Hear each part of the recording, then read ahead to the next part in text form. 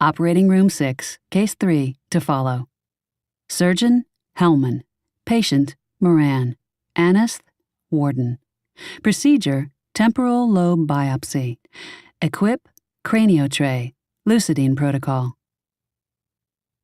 Most of us only die once.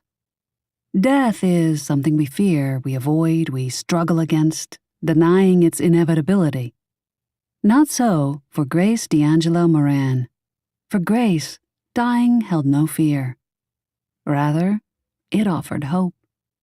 She had danced with death, cheated death, even stolen from its all-consuming greedy grasp. Now finally, Grace knew her time had come. She was death.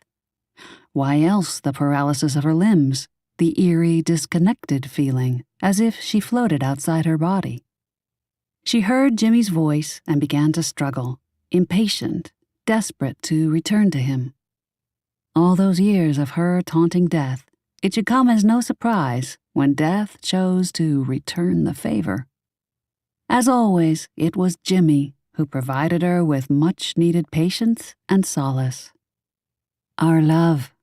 His voice rang through her mind, his Irish lilt as crisp as fresh-bloomed jonquils.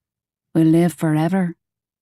He had used those same words in both English and Gaelic when he toasted her on the night they became engaged, drinking Guinness from champagne flutes, their glasses meeting with a sparkling chime. Promise?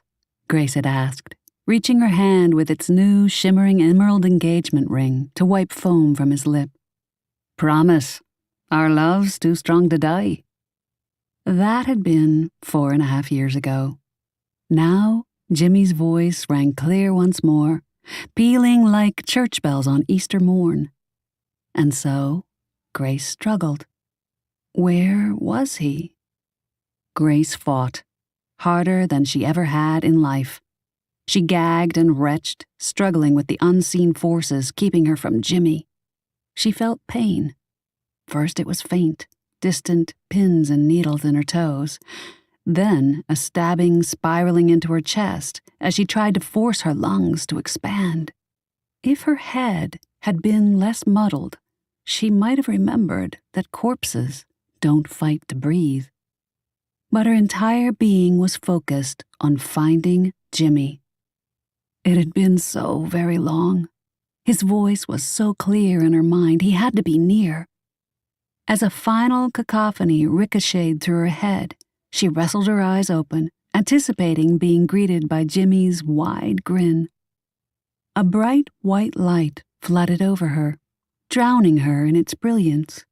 Grace did not close her eyes against the radiance, damned if she would, not after fighting so hard to get here. What the? Eve, get her back under. A man's voice thundered through Grace's awareness, shattering the silence.